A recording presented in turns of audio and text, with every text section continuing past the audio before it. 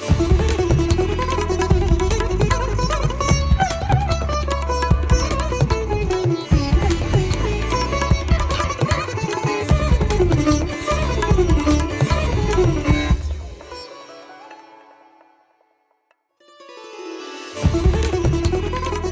श्री साई राम। साई प्रेम वाणी के हमारे आज के प्रसारण में आप सबका हार्दिक स्वागत है। आज हम आप सबके लिए लेकर आए हैं सुमधुर कार्यक्रमों की मनमोहक श्रृंखला। आज के प्रसारण में आप प्रेमावतार श्री सत्यसाई कार्यक्रम के अंतर्गत दिव्य जीवनी सत्यम शिवम सुंदरम पुस्तिका में वर्णित भगवान बाबा के अलौकिक जीवन काल के कुछ प्रसंग एवं साई का प्यार जीवन आधार के तहत एक मनोरम भेंट वार्ता सुनेंगे। हम दिव्यानुभव के अंतर्गत एक वार्ता के साथ ही साथ अवतार वाणी के अंतर्गत श्री भगवान द्वारा दिए गए एक दिव्य संदेश का एक भाग भी सुनेंगे। तो चलिए कार्यक्रम का शुभारंभ करते हैं।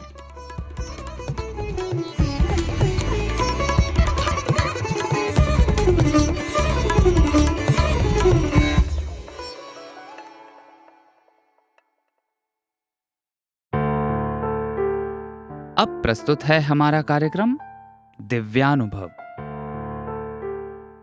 आज इसके अंतर्गत हम भगवान बाबा के पूर्व विद्यार्थी एवं श्री सत्यसाई ट्रस्ट मध्य प्रदेश के ट्रस्टी इंदौर निवासी श्रीमान त्रिभुवन सचदेव जी के अनुभवों का एक भाग सुनेंगे।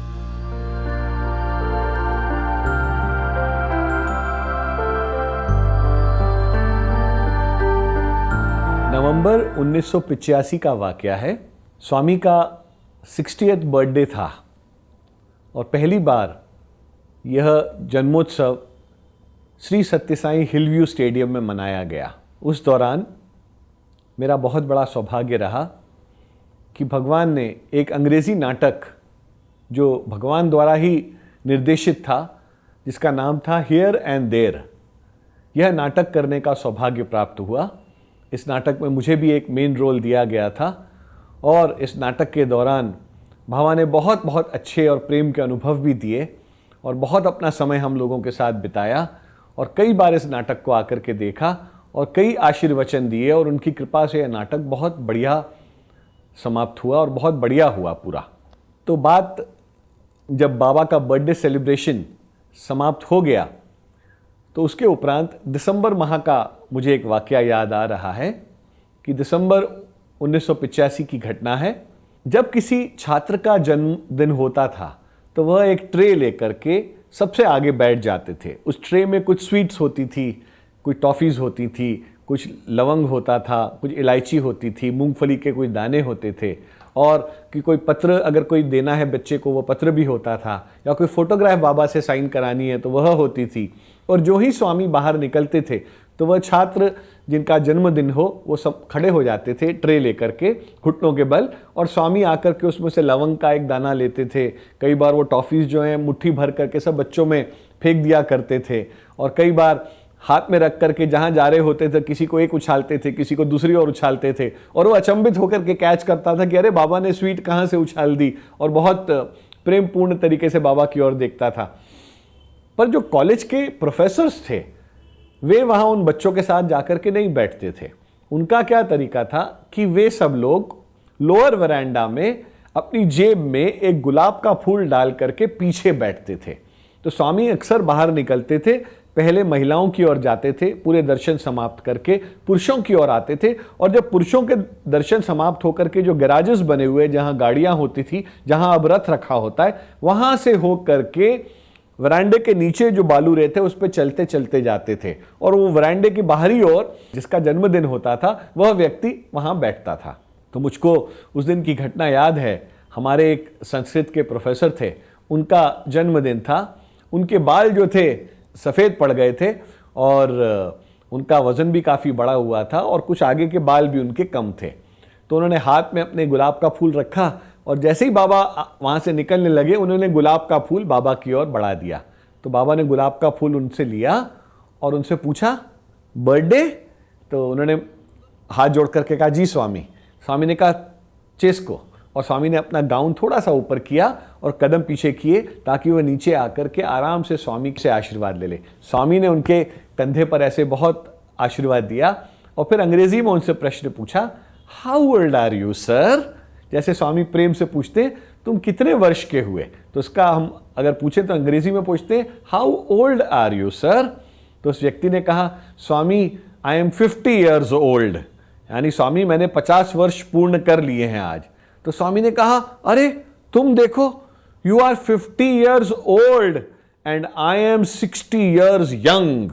स्वामी ने उस शब्द पर वापस पन किया कि you are 50 years old and I am 60 years young, यानी कहने का मतलब यह हुआ कि तुम 50 साल में भी बूढ़े लग रहे हो और मैं 60 साल का होकर के भी जवान लग रहा हूं। और फिर सब लोग जोर जोर से खिलखिला के हंस दिए। फिर स्वामी हम सब छात्रों के बीच में आ गए और फिर सब छात्रों से एक प्रश्न किया, अच्छा बताओ क्या कारण है कि स्वामी 60 वर्ष के हो गए हैं पर स्वामी आज भी युवा लगते हैं? स्वामी के बाल पूरे काले हैं, स्वामी कोई रंग नहीं लगाते बालों के ऊपर, स्वामी के बाल भी गिरे हुए नहीं है। तुम लोगों को देखो, तुम लोगों के तो 20 वर्ष 25 वर्ष 30 वर्ष में ही बाल झड़ने शुरू हो जाते हैं, कईयों के बाल सफेद हो जाते हैं, कईयों के दांत गिर जाते हैं, तुम लोगों को मोटा चश्मा पहनना पड़ता है, पर भगवान को देखो, भगवान आज भी पत्र बिना चश्मे के पढ़ते हैं। स्वामी बोले मैं कभी डेंटिस्ट के पास नहीं गया, हाँ, और स्वामी बोले कि मेरे बाल भी बिल्कुल पूरे काले रहते हैं, तो इसका क्या कारण है बताओ? तो सब छात्र स्वामी की ओर देखे। किसी बच्चे ने कहा, स्वामी आप तो भगवान हैं। स्वामी ने कहा, भगवान का इससे कोई लेना देना नहीं, कारण बताओ कि ऐसा भगवान के साथ क्यों है और तुम लोगों के साथ ऐसा क्यों नहीं है? फिर किसी ने कहा, स्वामी आप अवतार हैं, स्वामी आप जो चाहे कर सकते हैं। स्वामी ने कहा, सब नो नो नो। फिर स्वामी ने कहा, मैं तुमको जवाब देता हूं। स्वामी बोलते हैं, इसका एक ही कारण है कि मेरे बाल इतने घने क्यों हैं 60 वर्ष में, पूरे काले क्यों हैं, मुझे चश्मा नहीं लगाना पड़ता, मेरे दांत भी पूर्ण रूप से स्वस्थ हैं। बोले जानना चाहोगे उसका क्या कारण है? सब लोग स्वामी की ओर देख रहे थे कि स्वामी आज एक बहुत बड़ा पाठ पढ़ाने वाले हैं, और स्वामी बोले इसका एक ही कारण है, वह है चित्त शुद्धि। और फिर बोले प्यूरिटी ऑफ थॉट्स। जब आपके विचार शुद्ध एवं निर्मल होंगे तो आपका शरीर भी सदा यौवन से भरपूर रहेगा और आप कभी बुजुर्ग नहीं दिखेंगे।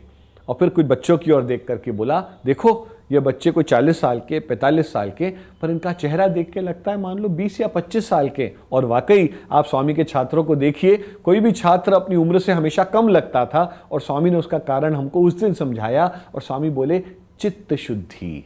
बोले जब विचार निर्मल रखोगे, विचार अच्छे रखोगे, तो अपने आप आपका शरीर भी आपका साथ देगा।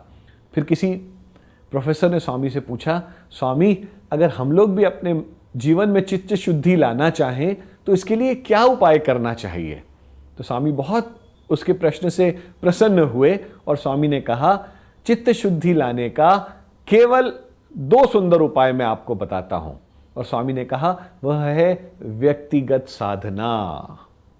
और उस व्यक्तिगत साधना के अंदर स्वामी ने कहा, एक तो निरंतर नाम स्मरण करो और ध्यान करो।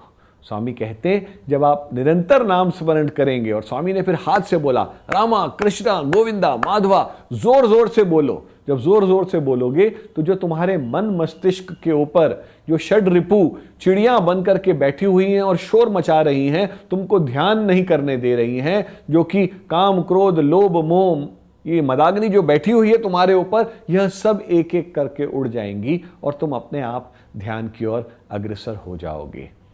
और फिर स्वामी ने एक और चीज़ बोली, इसके अलावा जब भी किसी व्यक्ति की सेवा करने का मौका आए तो कभी मत चूकना। और स्वामी बोले जब यह कार्य करोगे तो आपको भी चित्त शुद्धि प्राप्त होगी, और जब चित्त शुद्धि प्राप्त होगी तो आप भी सदा अच्छे दिखोगे, तुम्हारे चेहरे पर तेज दिखेगा और आपको यूँ लगेगा कि you are young and not old, ऐसा भगवान ने कहा। तो देखिए कितनी सुंदर तरीके से भगवान ने बताया कि आपको किसी ब्यूटी पार्लर जाने की आवश्यकता नहीं है, आपको फेशियल कराने की आवश्यकता नहीं है, आपको केवल अपने विचारों का रुख मोड़ना है। जब आप विचार निर्मल कर लेंगे, प्रभु की ओर केंद्रित कर देंगे, तो जो कुछ आपके हृदय से निकलेगा वह प्रभु को समर्पित होगा। और जब प्रभु को समर्पित होगा तो यह शरीर जो है यह एक वाहन बन जाएगा आपके लिए, आपको प्रभु के चरणों की ओर ले जाने के लिए।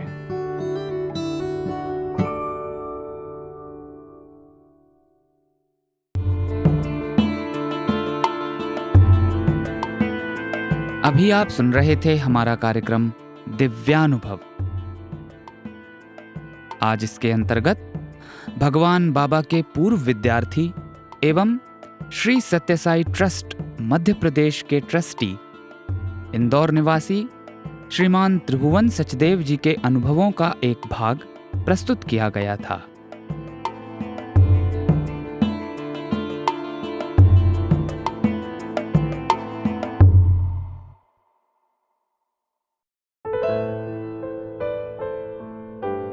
अब प्रस्तुत है हमारा कार्यक्रम अवतार वाणी।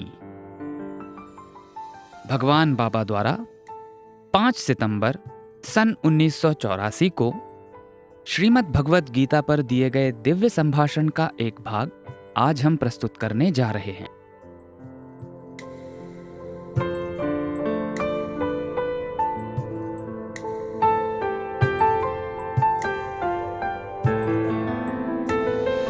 ప్రేమ స్వరూపులారా, ఉపకారం చేసినటువంటి వారికి అనేక విధమైనటువంటి అపకారములు జరుగుతూ ఉండటం మనం ఈ జగత్తులో చూస్తూనే ఉంటాం. ఇది కొంతవరకు మనం ఓపికతో ఉండవచ్చునే కానీ మితిమీరిపోయినప్పుడు ఈ ఓపికను కోల్పోతుంటాం. ఇది ఎలాంటి సందర్భంలో మనం కోల్పోవాలి, ఎలాంటి సందర్భంలో కోల్పోతే ఎలాంటి సందర్భం లోపల ఎలాంటి చిక్కులు సంభవిస్తాయి? संसार में हम देखते हैं कि उपकार करने वाले को ही अनेक अपकार होते रहते हैं। कुछ हद तक संयम बरतना ही चाहिए, परंतु स्थिति के काबू से बाहर हो जाने पर हम संयम खो देते हैं। किस प्रकार के संदर्भ में संयम के खो देने पर किस प्रकार की परेशानियां उत्पन्न होती हैं? కొన్ని సమయం లోపల పూర్తి ఓర్పు ప్రమాదమే తెప్పిస్తుంది. కొన్ని సందర్భం లోపల తొందరపాటు ప్రమాదం తెప్పిస్తుంది. వేగిరించినచో నది విషమయగును, ఆలస్యం అమృతం విషం అన్నారు. అయితే ఈ రెండు పదములు కూడాను విరుద్ధమైనటువంటి పదములుగా ఉంటున్నాయి. कुछ संदर्भों में पूरे संयम से खतरा उत्पन्न होता है, तो कुछ संदर्भों में जल्दबाजी से खतरा उत्पन्न होता है। कहा गया है कि जल्दबाजी करने पर विष हो जाता है, देरी करने पर अमृत भी विष हो जाता है। ये दोनों परस्पर विरुद्ध वाक्य प्रतीत होते हैं। ఆలస్యం అమృతం విషం, నిదానం చేయకూడదు, చేస్తే అమృతం కూడా విషం అవుతుంది అని ఒక వైపున, వేగిరించినచో నది విషం ఎగును, తొందరపడితే అది విషం అవుతుంది అని మరొక వైపున, ఇది పరస్పర విరుద్ధమైనటువంటి రెండు పదములుగా ఏర్పడుతున్నాయి. ఈ సమయం నందు మనము విచక్షణ జ్ఞానమును ఉపయోగించాలి. एक और कहा गया है कि देरी करने पर अमृत भी विष हो जाता है, धीरे धीरे नहीं करना चाहिए। दूसरी ओर कहा गया है कि जल्दबाजी करने से विष हो जाता है। ये दोनों परस्पर विरुद्ध शब्द प्रयोग हैं। ऐसे समय में हमें विवेक बुद्धि का उपयोग करना चाहिए। సమయ సందర్భానుసారంగా మనం ఈ ఓర్పును ఉపయోగించుకోవాలి. ఒక రోగి ప్రమాద స్థితిలో ఉంటుండాలి, కొన్ని క్షణంలో ప్రాణం విడిచేటువంటి పరిస్థితిలో ఉంటుండాలి. అక్కడ వేగిరించినచో నది విషం ఎగును అంటే పోతుంది. ఇంకా ఒక తొందరపాటు అవసరం. అక్కడ ఆలస్యం అమృతం విషం. అక్కడ ఆలస్యం చేయకూడదు. మొట్టమొదటి ఆ రోగికి సంబంధించినటువంటి ట్రీట్మెంట్, ఒక వైద్యం మనం జరపాలి. समय और संदर्भ के अनुरूप हमें इस संयम का उपयोग करना चाहिए। एक रोगी खतरे में है, उसके प्राण जाने का खतरा है, वहां जल्दबाजी करने से विष होगा कहेंगे तो रोगी मर जाएगा। वहां जल्दी करना अत्यंत आवश्यक है। वहां देरी करने से अमृत विष होगा को अपनाना चाहिए। वहां हमें देरी नहीं करनी चाहिए। रोगी को संबंधित ट्रीटमेंट तुरंत करवाना चाहिए। కనుకని కొన్ని కొన్ని పరిస్థితి లోపల కొన్ని దుష్టత్వమును, కొన్ని దుర్మార్గత్వమును, కొన్ని అపమార్గంలో ప్రయాణమయ్యేటువంటి వాటిని ఖండించటం లోపల కొంతవరకు మనం ఓర్పును కోల్పోవటం కూడా పర్వాలేదు. ఆ సందర్భం నందు కొంత సౌండ్ను కూడాను మార్చడం అవసరమవుతుంది. ఈ సౌండ్ను మార్చినంత మాత్రం ఓర్పును కోల్పోయినామని భావించరాదు. ఈ ఓర్పును కోల్పోకుండా సౌండ్ను మార్చి మన యొక్క హృదయ పవిత్రతను అభివృద్ధి పరచుకోవడానికి కూడా అవకాశం ఉంటున్నాయి. कुछ संदर्भों में किसी दुष्टता को, विरुद्ध मार्ग में चलने वालों को ठीक करने के लिए हमारा संयम को त्याग देना कोई गलत बात नहीं है. ऐसे संदर्भ में साउंड को अर्थात आवाज़ बदलनी पड़ती है. इस प्रकार साउंड को अर्थात आवाज़ को बदलने मात्र से संयम खो देना नहीं होगा. संयम को त्यागे बिना आवाज़ को बदलने के द्वारा हमारे अपने हृदय की पवित्रता को भी बढ़ाने के अवसर भी हैं. సత్యం సత్యవతాం అన్నారు. సత్యవంతులకు సత్యమే నిజమైనటువంటి క్షమ అన్నారు. అయితే ఈ సత్యమును మనం మార్చకుండా శబ్దమును మార్చడంలో కూడాను సత్యమును నిలబెట్టుకున్న వారం అవుతాం. सत्यम सत्यवताम कहा गया है, अर्थात सत्यवानों के लिए सत्य ही असली क्षमा है. सत्य को बदले बिना मात्र आवाज़ को बदलने के द्वारा हम अपनी सत्यता को कायम रख सकते हैं. మీకు అందరికీ తెలిసినటువంటి విషయమే అశ్వత్థామ విషయము. తెల్లవారక పూర్వమే పాండవులను హతం చెయ్యాలని చెప్పి ప్రతిజ్ఞ పట్టాడు అశ్వత్థామ. అర్ధరాత్రి కాబోతుండాలి, పాండవులు చిక్కలేదు. కానీ తన ప్రతిజ్ఞ సూర్యోదయం కాక పూర్వమే ఈ పాండవులను హతమార్చాలని ప్రతిజ్ఞ పెట్టాడు. దీనికి పూర్వమే అశ్వత్థామ యొక్క ప్రతిజ్ఞను గుర్తించినటువంటి ఒక కృష్ణుడు పాండవులను సంరక్షించడానికి తగిన ప్రయత్నాలంతా చేసి పెట్టాడు. सब लोग अश्वत्थामा के बारे में जानते हैं. अश्वत्थामा ने प्रतिज्ञा की थी कि भोर होने से पहले ही वह पांडवों को मार देगा. आधी रात का समय हो रहा था, परंतु उसे पांडव कहीं भी नहीं मिले. सूर्योदय से पहले ही पांडवों को मार देने की प्रतिज्ञा उसने ठान रखी थी. इससे पहले ही अश्वत्थामा की प्रतिज्ञा से अवगत श्री कृष्ण ने पांडवों को बचाने के लिए सारे प्रबंध कर रखे थे. ఇక్కడ దుర్వాసుడు అసత్యం ఆడేటువంటి వాడు కాదు. మహా కోపిష్టే కానీ అసత్యం మాత్రం ఆడాడు. ఆ కోపం కూడాను కొన్ని తాపములంతా కూడాను తీర్చింది. సత్యమును కాపాడుకునే నిమిత్తమై శబ్దాలు కూడాను మారుస్తూ వచ్చాడు. ఆ ముందు రాత్రి కృష్ణుడు ఈ దుర్వాసుని దగ్గరికి వెళ్ళాడు. దుర్వాసుడు సంతసించి స్వామి యొక్క రాకనకు కారణం ఏమిటని ప్రశ్నించాడు. ఈనాడు నీ యొక్క సహాయం నాకు కొంత అవసరం అన్నాడు కృష్ణుడు. महर्षि दुर्वासा असत्य बोलने वाले नहीं थे. बड़े क्रोधी स्वभाव के थे, परंतु असत्य बोलने वाले नहीं थे. उनका क्रोध भी कुछ तापों को शमित करता आया. इतना ही नहीं, सत्य की रक्षा के लिए कंठ को भी बदलते आए. एक दिन पहले रात के समय श्री कृष्ण महर्षि दुर्वासा के पास गए. श्री कृष्ण के आगमन पर महर्षि अत्यंत संतुष्ट हुए और स्वामी के आने का कारण पूछा. श्री कृष्ण ने कहा, मुझे आज आपकी सहायता चाहिए. లోక సంరక్షకుడై జగత్పతి అయినటువంటి భగవంతుడే తన దగ్గరికి వచ్చి నా సహాయాన్ని కోరుతున్నాడని అతను మరింత గర్వించి ఏ సహాయం కావాల్సిన నేను చేస్తాను అన్నాడు. కానీ చేసే సహాయంలో కూడాను ఒక హద్దు ఉంటుండాలి. అన్ని విధాలా కొంచెం బుద్ధి కుశలత కలిగినటువంటి వాడు కనుక దుర్వాసుడు, స్వామి ఏ సహాయమైనా చేస్తాను, అసత్యం మాత్రం నేను చెప్పను అన్నాడు. समस्त लोकों के संरक्षक और जगतपति स्वयं ईश्वर ही सहायतार्थ आए हैं, यह सोचकर दुर्वासा बहुत गर्वित हुए और कहा, जो भी सहायता हो अवश्य करूँगा. की जाने वाली सहायता की भी सीमा होती है. अत्यंत बुद्धि कुशल होने के कारण महर्षि दुर्वासा ने कहा, स्वामी जो भी सहायता हो अवश्य करूँगा, परंतु असत्य नहीं बोलूँगा. దుర్వాస ఋషిమానస సంచారి నేను మాత్రం అసత్యమాడమని చెప్తానా? ఇలాంటి దానికి నేను కూడా పాల్పడను అన్నాడు. ధర్మ సంస్థాపనార్థాయ సంభవామి యుగే యుగే. ధర్మం సంస్థాపన చేయటమే నా యొక్క ప్రతిజ్ఞ. ధర్మం దేనిపైన ఆధారపడి ఉంది? సత్యం నాస్తి పరో ధర్మ. సత్యమనే పునాదిపైన ధర్మం అనేటువంటి గోడ నిలిచి ఉంది. కానీ అసత్యమాడమని నేను కూడా చెప్పను, అయితే కొంత శబ్దం మార్చు అన్నాడు. श्रीकृष्ण ने कहा, दुर्वासा ऋषि मानस संचारी हूं मैं, फिर तुमसे असत्य कहने को कैसे कहूंगा? मैं भी कभी ऐसा नहीं करूंगा। धर्म संस्थापनार्थाय संभवामि युगे युगे। धर्म की स्थापना करना ही मेरी प्रतिज्ञा है। धर्म किस पर आधारित है?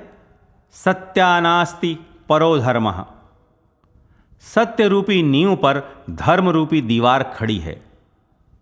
अतः असत्य कहने के लिए मैं भी नहीं कहूंगा, परंतु आवाज कुछ बदलिएगा। సరే, ఆ విధంగా అయితే తమరు ప్లాన్ ఇవ్వండి, ఆ ప్లాన్ ప్రకారం నేను నడుచుకుంటానన్నాడు. ఒక 5 మంది అందులో నివసించేటట్టుగా ఒక గుంత తవ్వమన్నాడు కృష్ణుడు. దాని లోపల పాండవులను కూర్చోమన్నాడు. పైన పలకలు వేశాడు. ఆ పలక పైన దుర్వాసుని యొక్క చీరను వేసుకున్నాడు. ఆ చీర పైన దుర్వాసుడు కూర్చున్నాడు. అశ్వత్థామ వస్తాడు, పాండవులు ఎక్కడ ఉన్నారు అని చెప్పి అడుగుతాడు. నీవు సత్యమే చెప్పు, కానీ సౌండ్ మార్చి చెప్పమన్నాడు.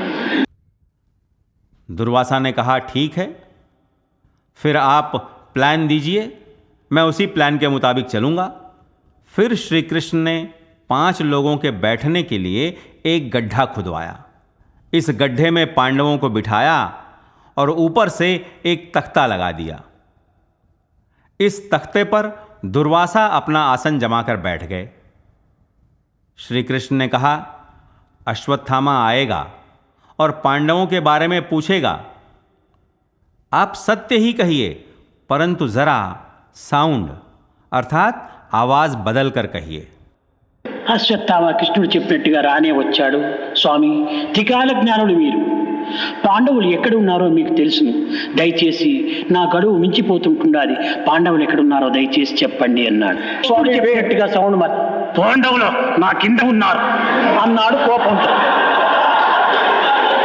ఈ కోపంగా ఈ దుర్వాసుడు నా కింద ఉన్నారనేటప్పటికీ ఈ అశ్వత్థామకు భయం వేసింది. ఏ పాండవులను నేను చంపడానికి పోతున్నాను, నన్నే చంపేస్తాడు అని నమస్కారం చేశాడు, వెళ్ళిపోయాడు.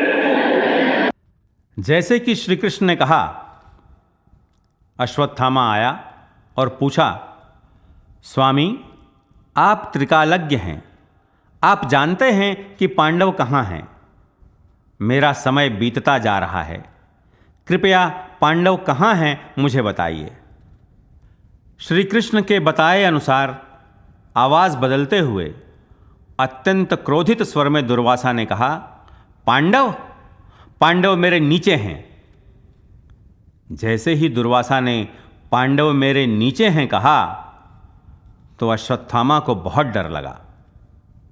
मैं पांडवों को मारने जा रहा हूं, लेकिन ये तो मुझे ही मार देने वाले हैं।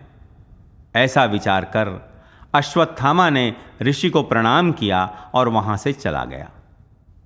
కనుక సత్యము చెప్పినప్పటికీ పరులను రక్షించడం కోసమని పరమాత్మ ఆజ్ఞను నిలబెట్టుకునే నిమిత్తమై తాను మహర్షిని అనేటువంటి సార్థక నామాన్ని పొందే నిమిత్తమై సౌండ్ మార్చినాడు, కానీ అసత్యం చెప్పలేదు. కనుక మనము క్షమా క్షమా అని అన్ని సమయములందు అన్ని విషయములందు కూడాను దీనిని ఉపయోగించుకోవటం ప్రమాదం అవుతుంది. సాధనల యందు, పవిత్రమైన కార్యముల యందు, పరులను మనం దూషించేటువంటి యొక్క మార్గముల యందు మనం ఓపికను సాధించాలి. सत्य कहने के संदर्भ में दूसरों की रक्षा करने, परमात्मा की आज्ञा का पालन करने हेतु और स्वनाम धन्य होने के लिए उन्होंने अपनी आवाज बदली, परंतु असत्य नहीं कहा। अतः हर संदर्भ में और हर विषय में क्षमा क्षमा कहने पर खतरा हो सकता है। साधनाएं, पवित्र कार्यों का आचरण और दूसरों की निंदा के संदर्भों में हमें संयम को बनाए रखना चाहिए। ఆధ్యాత్మిక మార్గమునకు, ఆత్మతత్వమునకు అడ్డు తగిలేటువంటి దానిపైన మనం ఓపును సాధించాలి. ఇది ఒక పరీక్షా ఘట్టములుగా మనం విశ్వసించాలి. ఇది సాధకులకు ఓర్పు ప్రధానమైనటువంటి యొక్క శోభ. ఇది ఇలాంటి ఓర్పును మనం సాధించినప్పుడే నిత్య సత్యమైనటువంటి యొక్క ఆత్మతత్వం కూడాను మనకు కొంచెం అర్థమవుతుంది. ఈ ఓర్పునకు 2 విధములైనటువంటి యొక్క ఆచారములు కూడాను అత్యవసరం. ఈ ఓర్పునకు ద్వేష అసూయములు కూడాను కొంత చేరకుండా చూసుకోవాలి. ద్వేష అసూయలు ఇందులో కొంతవరకునైనా ఏమైనా ప్రవేశిస్తే ఈ యొక్క ఓర్పు క్షణములో కోల్పోతాం మనం. ఇది సాధకునికి ఉండవలసినటువంటి సరైనటువంటి సద్గుణాలు. आध्यात्मिक मार्ग और आत्म तत्व के मार्ग में अड़चन उत्पन्न करने वाले तत्वों के संदर्भ में संयम बनाए रखना चाहिए. इन्हें हमें परीक्षा की घड़ी माननी चाहिए. संयम ही साधकों को शोभा प्रदान करता है. इस संयम को प्राप्त करने पर ही नित्य सत्य आत्म तत्व हमें कुछ हद तक समझ में आता है. संयम के संदर्भ में दो नियम अत्यंत आवश्यक हैं. द्वेष और जलन को इसमें प्रवेश नहीं करने देना चाहिए. जरा भी द्वेष और जलन इस संयम में प्रवेश करेंगे तो क्षण भर में हम इससे हाथ धो बैठेंगे. जो सद्गुण एक साधक में अपेक्षित हैं वे ये ही हैं. अभी आप सुन रहे थे अवतार वाणी. आज आपने भगवान बाबा द्वारा सन 1984 में श्रीमद् भगवत गीता पर दिए गए दिव्य संभाषण का एक भाग सुना.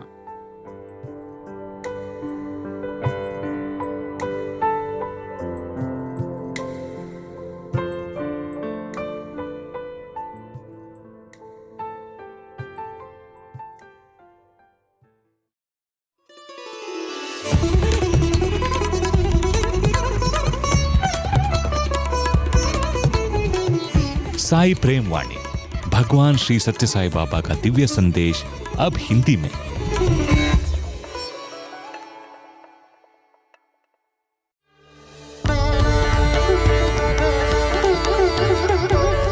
अब प्रस्तुत है हमारा कार्यक्रम प्रेमावतार श्री सत्य साई. आज इसके अंतर्गत हम दिव्य जीवनी सत्यम शिवम सुंदरम भाग 2 पुस्तिका में वर्णित भगवान बाबा के जीवन काल के कुछ प्रसंगों का एक भाग सुनेंगे.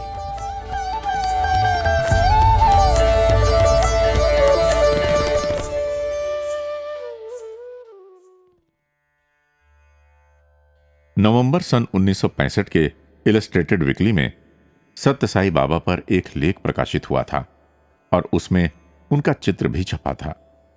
चित्र में बाबा का विचित्र केश विन्यास देखकर तो मुझ में विपरीत प्रतिक्रिया ही हुई और यहां तक कि मैंने लेख भी नहीं पढ़ा.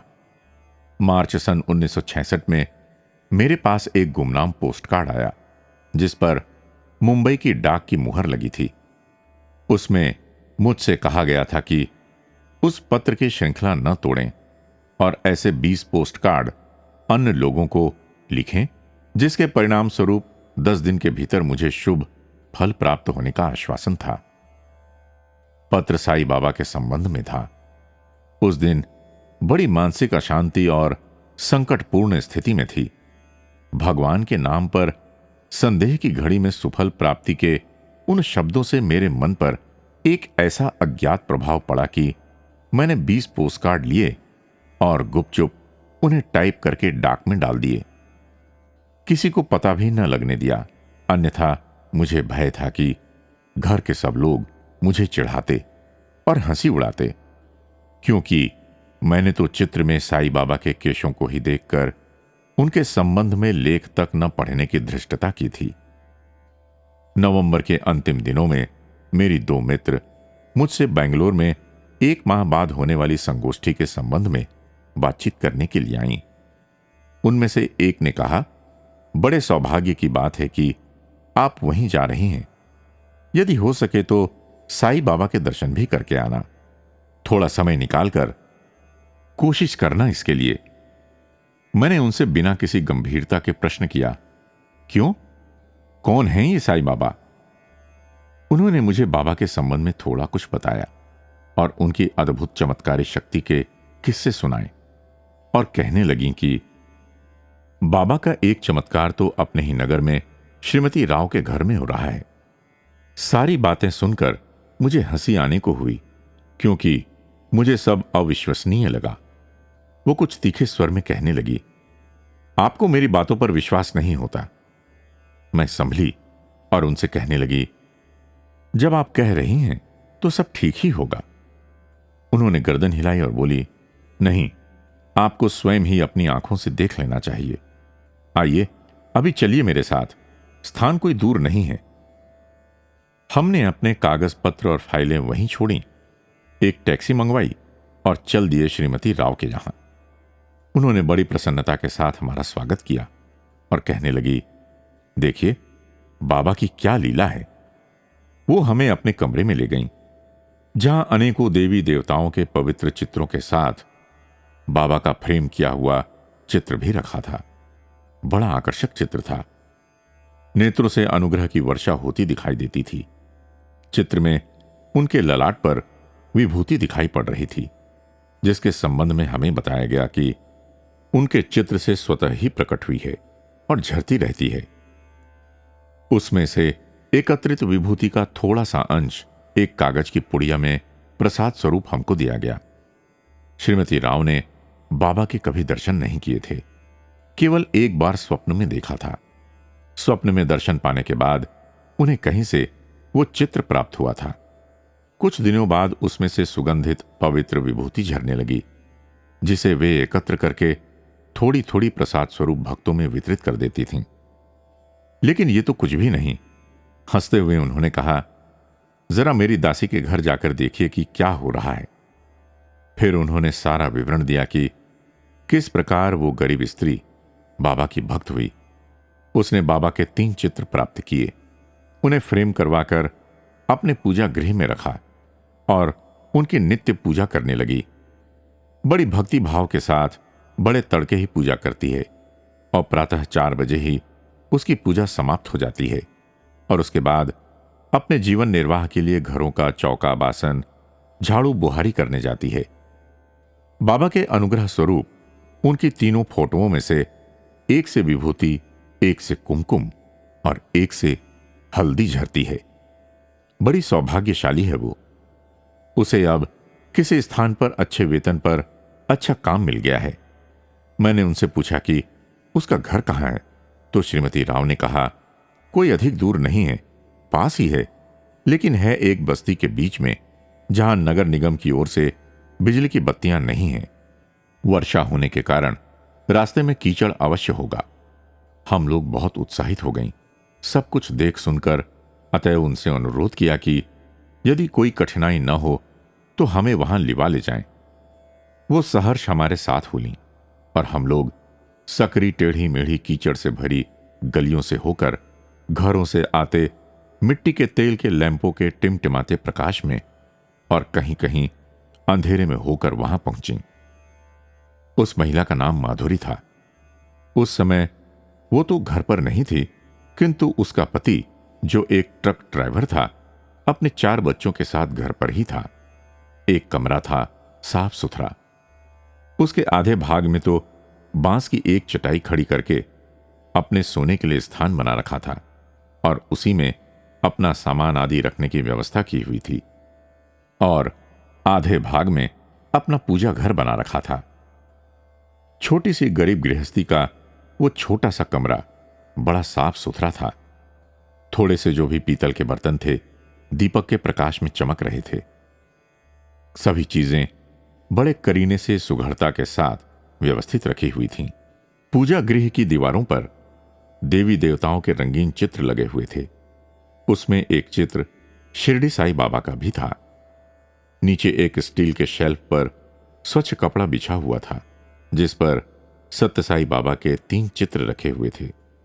वास्तव में उनमें से एक पर विभूति, दूसरे पर कुमकुम और तीसरे पर हल्दी देखी जा सकती थी, जो काफी मात्रा में बाबा के माथे से झर रही थी।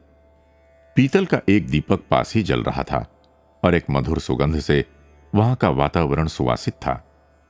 मैं बड़ी प्रभावित हुई। मैंने वहां प्रार्थना की, एक छोटी सी भेंट चढ़ाई।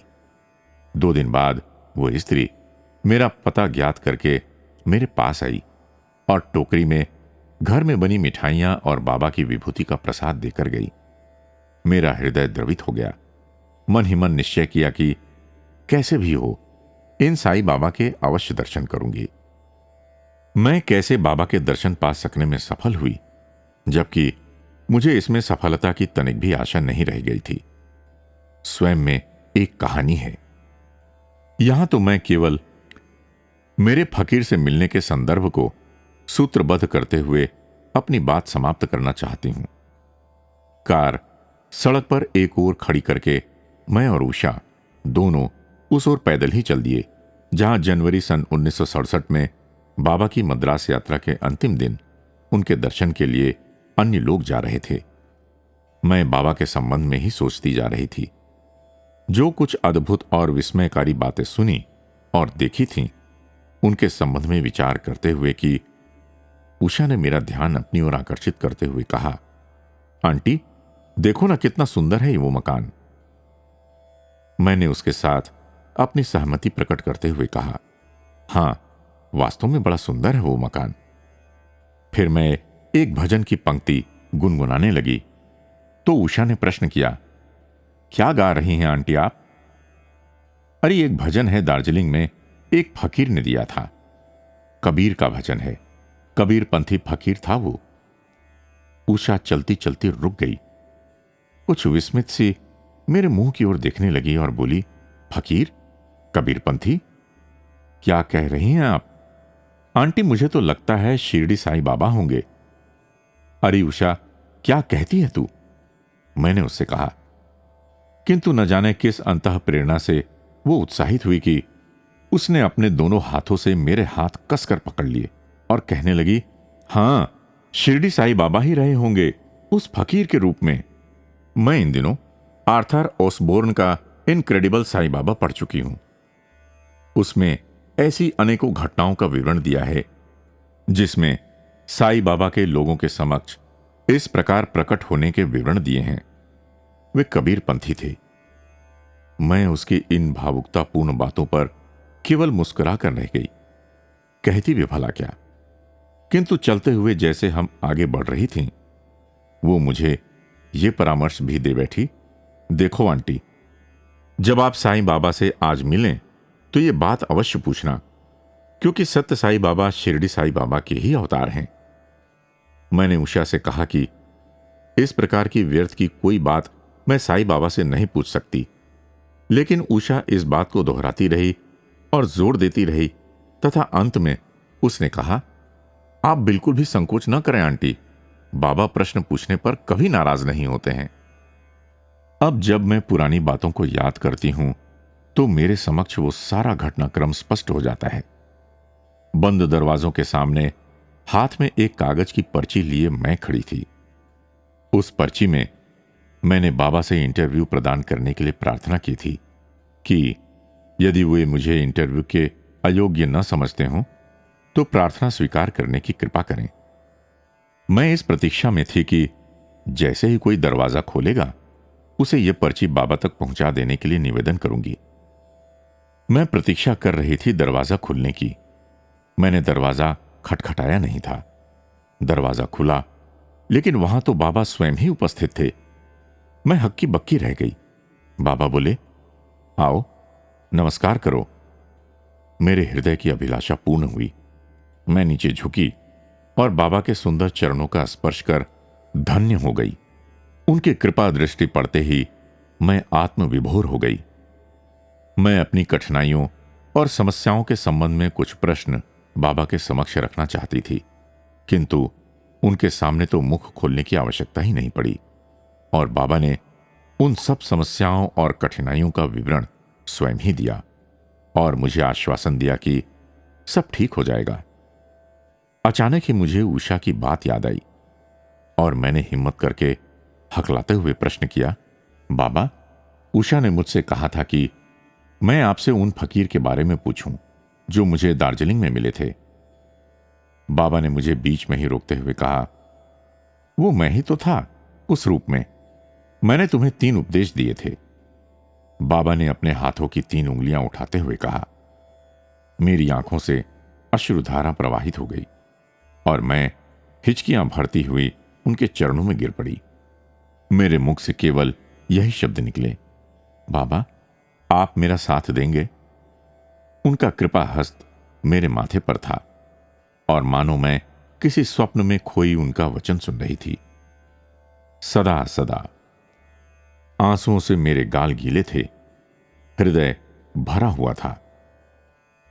मुझे परम शांति का अनुभव हो रहा था।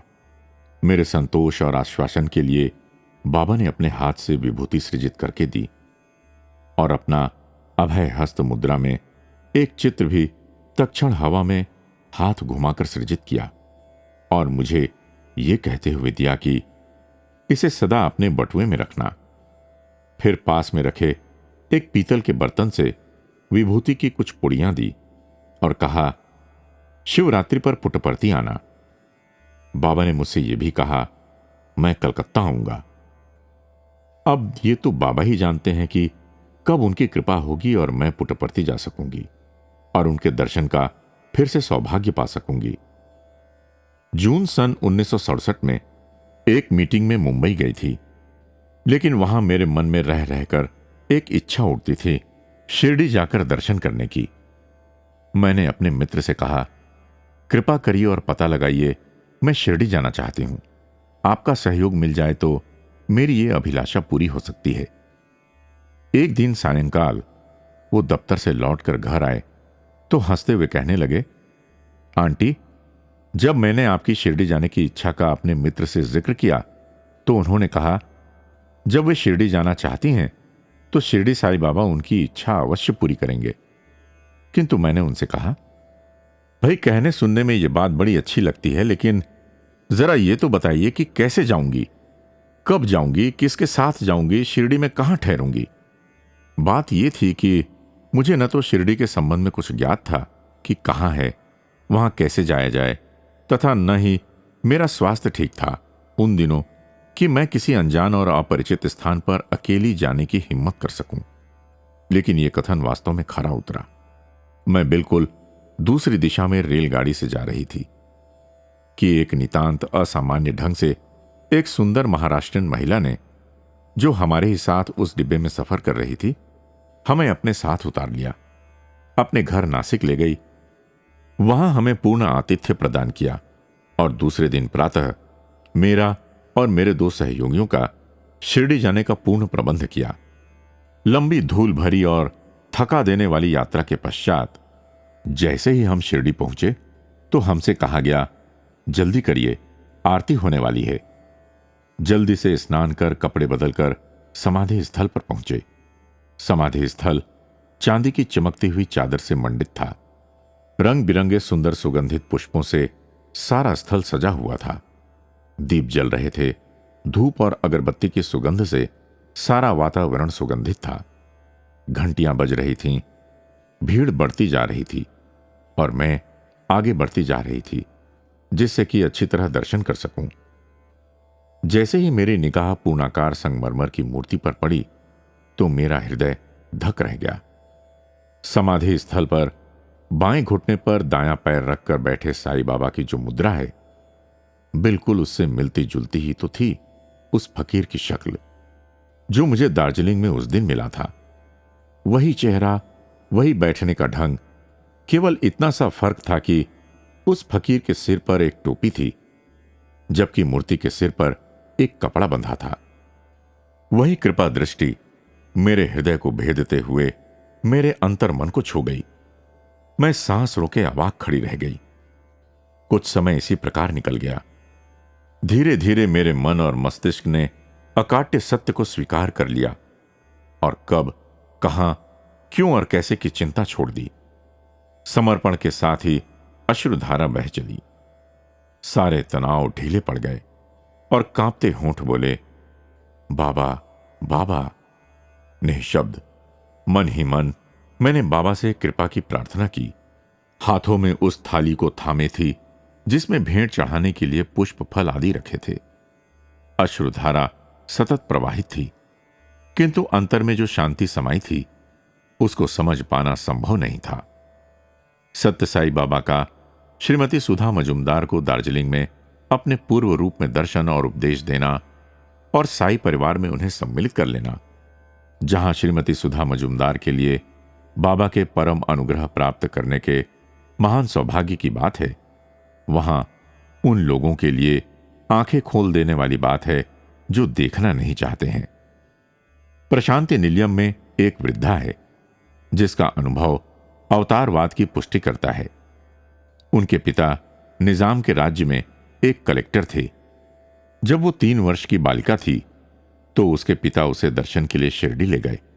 इसके बाद जब वो 7 वर्ष की थी तो अपने पिता के साथ एक बार फिर बाबा के दर्शन करने गई। उस समय उसकी शादी हो गई थी। उसके 4 बच्चे हुए और चारों की मृत्यु हो गई। इससे वो बड़ी दुखी और निराश थी और बिल्कुल टूट चुकी थी। वो सन 1917 में साईं बाबा के पास शिरडी पहुंची और उनके चरणों को पकड़कर दीक्षा और उपदेश देने तथा शिरडी में ही शेष जीवन बिताने की अनुमति देने के लिए प्रार्थना की।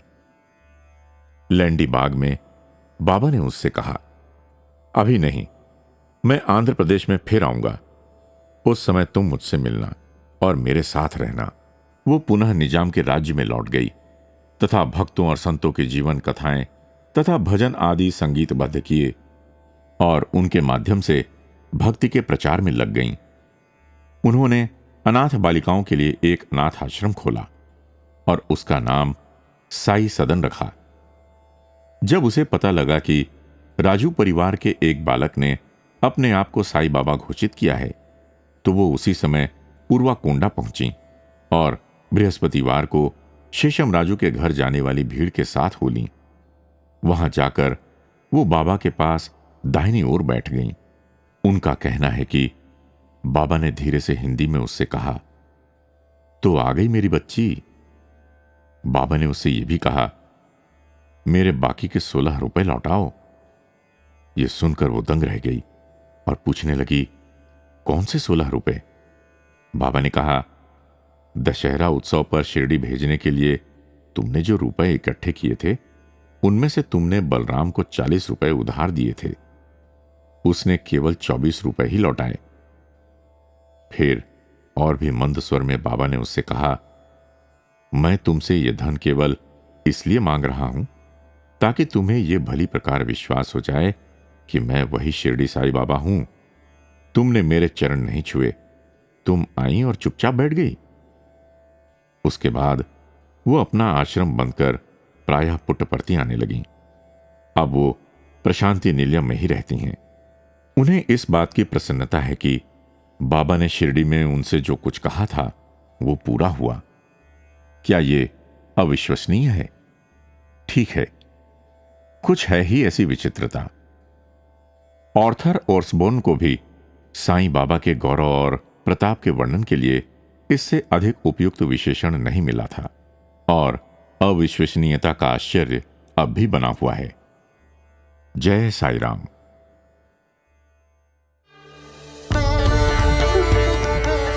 अभी आप सुन रहे थे हमारा कार्यक्रम प्रेमावतार श्री सत्य साई।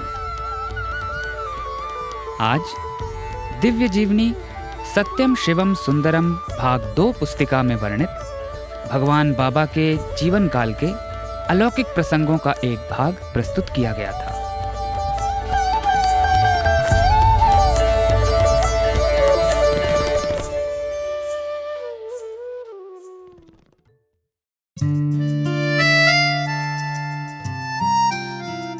अब प्रस्तुत है हमारा लोकप्रिय कार्यक्रम साई का प्यार जीवन आधार।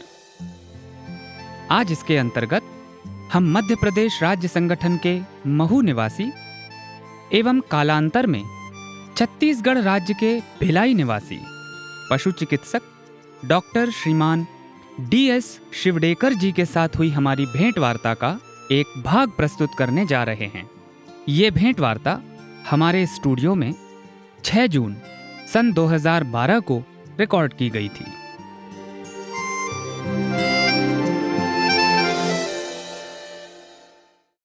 इस समय जबकि माता पिता का भी जो पूरा जो फोकस रहता है, पूरा उनका ध्यान रहता है कि बच्चे अपने क्षेत्र के अंदर में आगे बढ़कर कुछ नौकरी पाएं या इस तरह से करें, और एजुकेशन आजकल रटने का एक माध्यम बन गई है। बहुत पढ़ना पड़ता है, ट्यूशन्स होती हैं शाम को, फिर टीवी का एक बहुत बोलबाला है, मूवीज़ का बहुत बोलबाला है। इस कलयुग के समय में एक बाल विकास जैसे लगता है कि एक सतयुग की कहानी चल रही है एक कलयुग के अंदर में। तो इसको जब आप इम्प्लीमेंट करते हैं तो उसमें कुछ मुश्किलें ज़रूर आती होंगी। पेरेंट्स कुछ कह रहे हैं, माता पिता कुछ कह रहे हैं, आप कुछ और चाहते हैं, तो ये कहीं पर आके कुछ संघर्ष होता है, कहीं पर आके कुछ मुश्किलात पेश आती हैं, और उसे आप कैसे पार कर भगवान बाबा ने जो हमें राह दिखाई है उन पर बच्चों को आगे ले जाते हैं, उसके बारे में बताइएगा। आपने बहुत सही प्रश्न पूछा। बाल विकास को हम अलग अलग नज़रिया से देखते हैं। जब पुट्टपर्थी में देखते हैं तो पुट्टपर्थी में अलग अलग स्टेट्स के बच्चे एक प्रिपेयर्ड प्रोग्राम लेके आते हैं, अलग अलग वेशभूषा में आते हैं, बहुत अच्छा प्रोग्राम करते हैं, स्वामी के साथ उनका फ़ोटो होता है, बहुत अच्छा लगता है। ऐसा लगता है कि अभी तो इतना अच्छा काम हो रहा है। ऐसा ही रूप हमारा स्टेट में भी होता है। स्टेट में बाबा के जब फंक्शंस होते हैं, गुरु पूर्णिमा है, ईश्वरमा सप्ताह है, बाबा का जन्मदिन है, इस समय भी इस प्रकार से उत्साह बच्चों को दिखाई मिलता है। पर मैं बात कर रहा हूँ आमतौर से फील्ड लेवल पे के इम्प्रेशन की, कि संडे के दिन मेरे घर में बाल विकास कक्षा है और कुछ बच्चों को उस दिन आना है, उस दिन की क्या स्थिति है, उस दिन बड़ा मुश्किल है। बच्चों की उपस्थिति बाल विकास में बहुत मुश्किल से होती है। उसमें उनका दोष नहीं है। उनका पहली प्रायोरिटी तो उनका करियर है। आजकल स्कूल तो केवल फीस लेने के लिए हो गए हैं, एक ऑफिशियल ऑर्गन है, वहाँ पढ़ाई तो होती नहीं, और पेरेंट्स एक्सेप्ट भी कर रहे हैं इस बात। पेरेंट्स स्कूल को फीस देते हैं और ट्यूशन के लिए अलग पैसे देते हैं, और ट्यूशन के लिए बच्चे ये यहाँ जा रहे हैं, वहाँ जा रहे हैं, वहाँ जा रहे हैं। तो आज मेरे पास अगर 20 बच्चे हैं तो इस बच्चों का एक कॉमन समय निश्चित करना बड़ा मुश्किल हो गया कि सारे बच्चे एकत्रित होंगे। एक बहुत बड़ी चुनौती है हमारे बाल विकास के सामने है। और दूसरी चुनौती तो टीबी की है। अब इसका उपाय क्या है? इसके उपाय 2 हैं। एक उपाय तो ये है कि ये बच्चे स्कूल में पढ़ते हैं, ये स्कूल्स में ही इस कार्यक्रम को लागू कर दिया जाए। बहुत सुंदर। और इस तरह का हमने प्रयास भी किया। स्कूल्स में जा रहे हैं, मैं अपनी पत्नी के साथ जाता हूँ, और सारे जहाँ समितियाँ चल रही वहाँ स्कूल्स में जाते हैं, वो हमें कुछ पीरियड देते हैं, वहाँ अलॉट करते हैं, बच्चों को पढ़ाते हैं।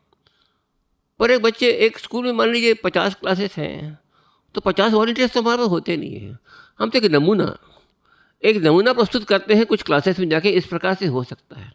परंतु सारा का सारा प्रोग्राम अडॉप्ट करना वो तो स्कूल के एडमिनिस्ट्रेशन की बात है। इस बात को मतलब मोटिवेट करने की बड़ी ज़रूरी है। दूसरी बात यह है कि हम अपने क्लास को बहुत अच्छा तरीके से इंटरेस्टिंग बनाएं, ताकि बच्चों को ऐसा लगे कि आज मैंने क्लास में गया नहीं तो मैं कुछ आज मैंने मिस किया, ऐसा उसको लगे। तो इंटरेस्टिंग करने का भी जरिया है। मैं बता रहा हूँ आपको, एक नाम गीता घोष नाम उनका है, बंगाल के रहने वाली है, मतलब भी अर्ली 80s में वो भी है। वो हमारे बाल विकास की नेशनल लेवल की असिस्टेंट कोऑर्डिनेटर इस प्रकार से काफ़ी बड़ी व्यक्ति है। एक बार इसी प्रकार से बड़ी मायूस से होकर स्वामी के दर्शन के लिए बैठी हुई है। मैंने उनके प्रवचन को सुना, उन्होंने ऐसी भाषा में बात की कि स्वामी ऐसा कह रहे, आप कर ये करो ये करो ये करो, हम सब करना भी चाहते हो, कर तो नहीं पा रहे ना, क्या करें क्या करें। इस प्रकार से कुछ थोड़ा सा बड़ी दुखी है वो। स्वामी से अपेक्षा करती है कि स्वामी उस दिन उसको कुछ मार्गदर्शन देंगे कैसे करना। इस स्थिति में स्वामी उसके पास में आए। गीता घोष कहती है कि स्वामी मेरे पास में आए, मेरे सामने खड़े हो गए और मेरी तरफ देखे, कहा बाल विकास very good very good very good, ऐसा करके चले गए। तो मैंने सोचा कि मैं तो बहुत सारे प्रश्न लेके आई थी और स्वामी ने कह दिया बाल विकास वेरी गुड, अब मैं क्या समझूं। तो बोले मेरे को कुछ समझ में नहीं आया। तो मैंने तो सत्यसाई स्पीक्स वॉल्यूम 1 से लेकर आखिर तक जितने ऊपर से सारे के सारे मैंने पढ़ लिए।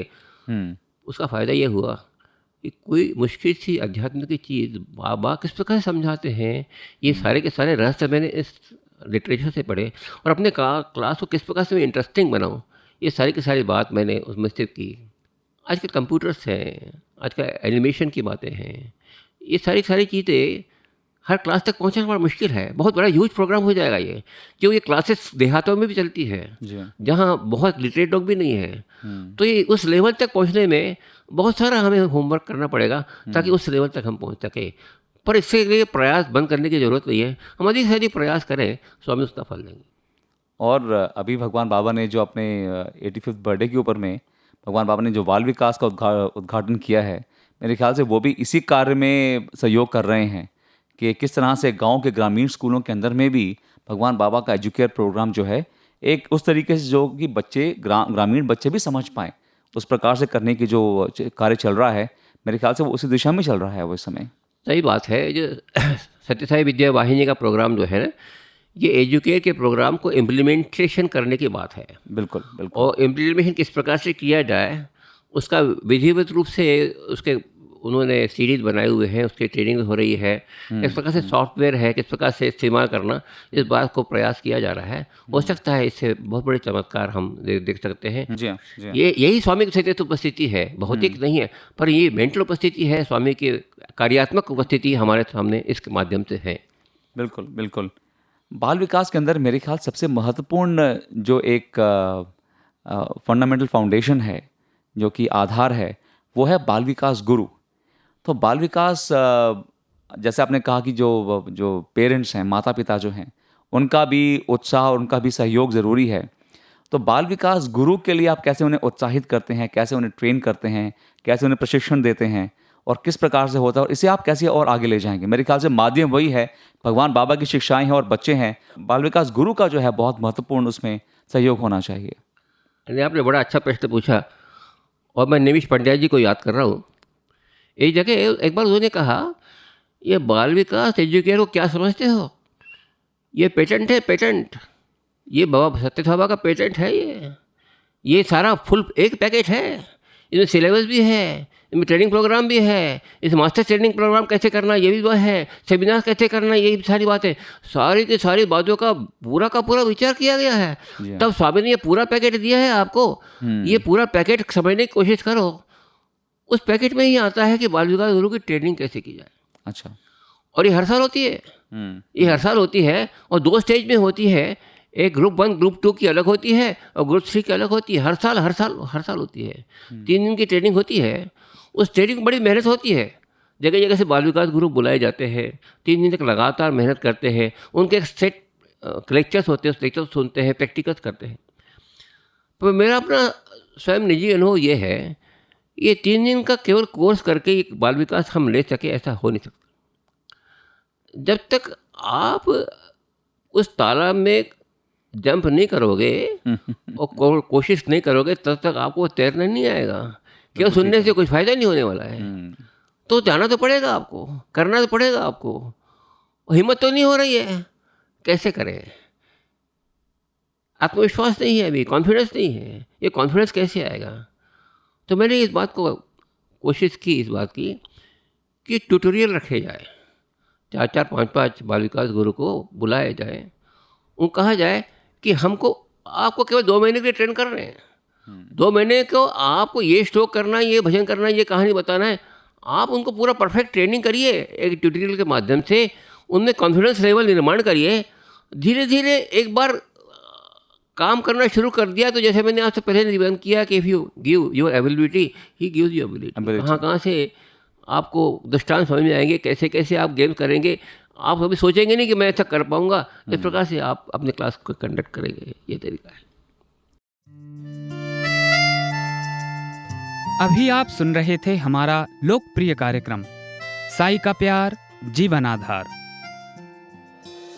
आज इसके अंतर्गत मध्य प्रदेश राज्य संगठन के महू निवासी एवं कालांतर में छत्तीसगढ़ राज्य के भिलाई निवासी पशु चिकित्सक डॉक्टर श्रीमान DS शिवडेकर जी के साथ हुई हमारी भेंट वार्ता का एक भाग प्रस्तुत किया गया था। मीडिया सेंटर की तरफ से उनसे वार्तालाप कर रहे थे डॉक्टर दीपक आनंद।